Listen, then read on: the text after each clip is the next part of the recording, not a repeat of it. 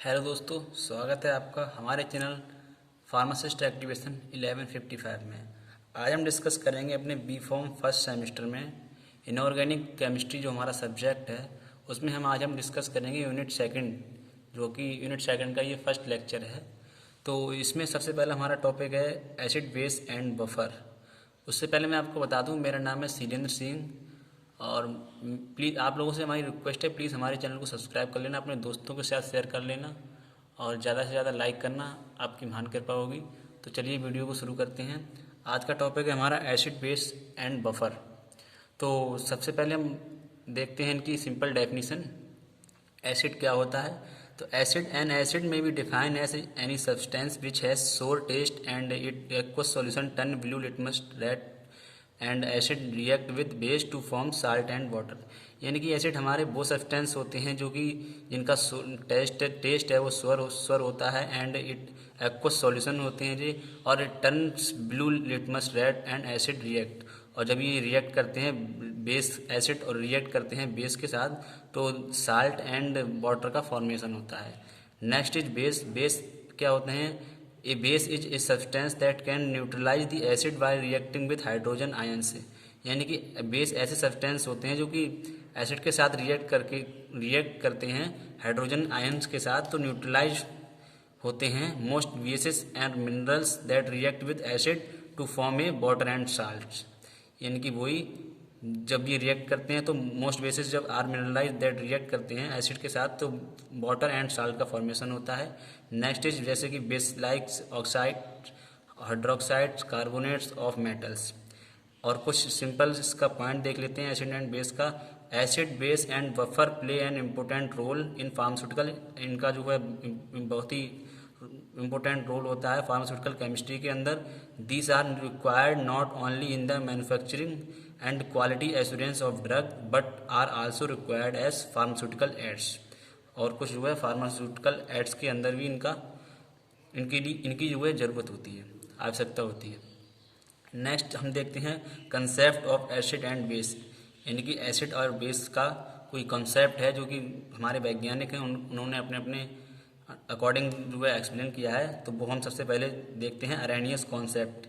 तो Arrhenius concept में क्या है? According to this concept acid are substance which are capable of providing hydrogen. यानी कि इनके अनुसार एसिड वो सब्सटेंस हैं जो कि कैपेबल हमारे लिए प्रोवाइडिंग करते हैं हाइड्रोजन के लिए, आयन के लिए, विच बैंड डिजोल्व इन वाटर, जब हम वाटर में डिजोल्व करते हैं तब। और इनके अनुसार बेस ऐसे सब्सटेंस हैं जो कि containing OH minus hydroxyl ion bye dissolve in water. यानी कि भाई इनके अनुसार जो एसिड बेस वो सब्सटेंस हैं जो कि जो कि हाइड्रोक्सिल आयन के साथ डिजोल्व करते हैं वाटर के साथ, तो ये OH माइनस जो है का फॉर्मेशन करते हैं। नेक्स्ट इसका कुछ एग्जांपल देखते हैं, जैसे कि एसिड, ये हम जो है एसिड है हमारा HCl, इसके लिए हम वाटर के साथ मिक्स करेंगे तो H प्लस आयन और प्लस Cl माइनस का फॉर्मेशन होगा। एंड बेस हमारा NaOH, इसके लिए हम वाटर के साथ मिक्स करेंगे तो सोडियम प्लस और OH माइनस का फॉर्मेशन होगा। देन इसकी कुछ लिमिटेशन देख लेते हैं हम अरेनियस कॉन्सेप्ट के।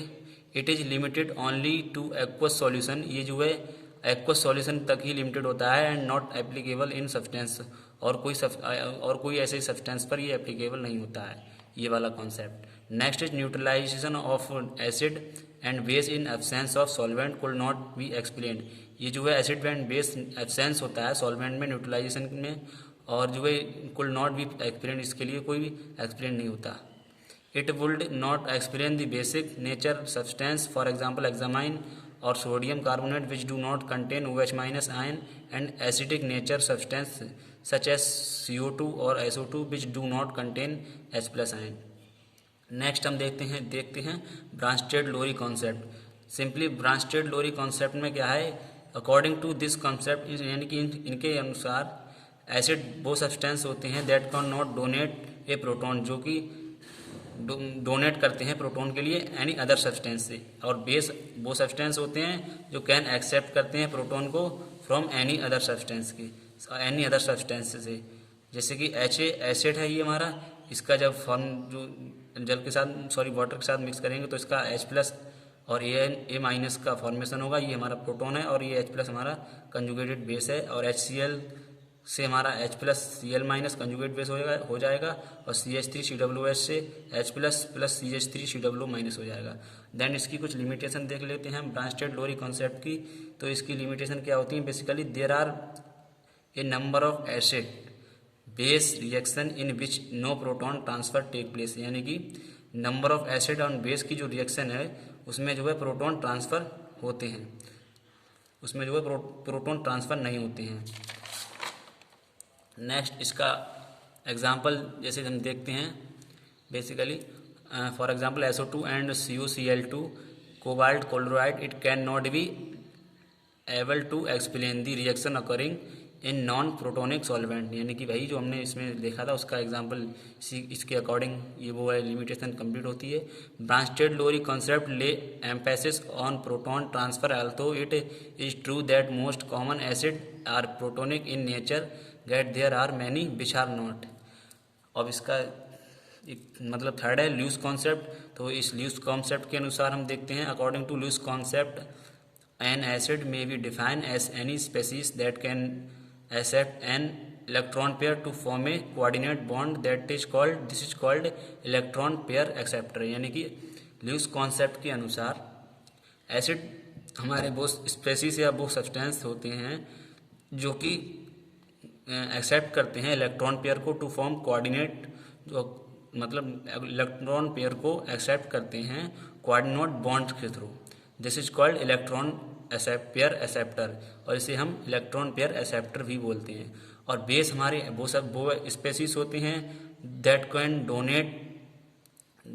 Donate an electron pair to form a coordinate bond, that is called electron pair donor, और इसे हम इलेक्ट्रॉन पेयर डोनर भी बोलते हैं। फॉर एग्जांपल जैसे कि द केमिकल रिएक्शन बिटवीन्स, यानी कि कोई ऐसी केमिकल रिएक्शन होगी ल्यूस एसिड के बीच में और ल्यूस बेस के बीच में, जिसका result product is described as a adduct.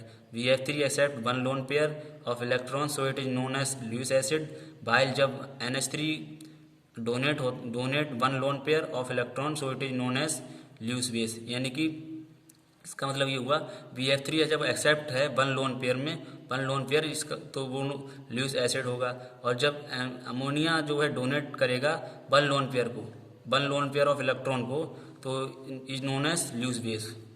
इसका यहाँ पर ये लिखा हुआ है, ये रिएक्शन लिखी हुई है। और ल्यूस एसिड के कुछ एग्जांपल देखते हैं, जैसे कि BF3 AlCl3 SO3 CHCl3 FeCl3। और ल्यूस बेस के कुछ example NH3 CN- F- H2- and Cl-। और इसकी कुछ लिमिटेशन देखते हैं ल्यूस कॉन्सेप्ट की। तो ल्यूस कॉन्सेप्ट की कुछ लिमिटेशन, जैसे कि acid base reaction should be rapid reaction acid involve electrons, यानी कि एसिड बेस जो रिएक्शन है वो रैपिड जल्दी होनी चाहिए इन एज इट इन्वॉल्व इलेक्ट्रॉन्स में।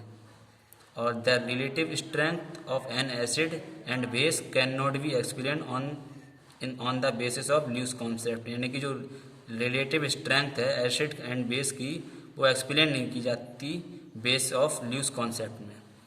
Thank you. ये हमारा लेक्चर यहीं पर ख़त्म होता है। इससे आगे की लेक्चर हम जो इससे आगे के टॉपिक नेक्स्ट लेक्चर में डिस्कस करेंगे।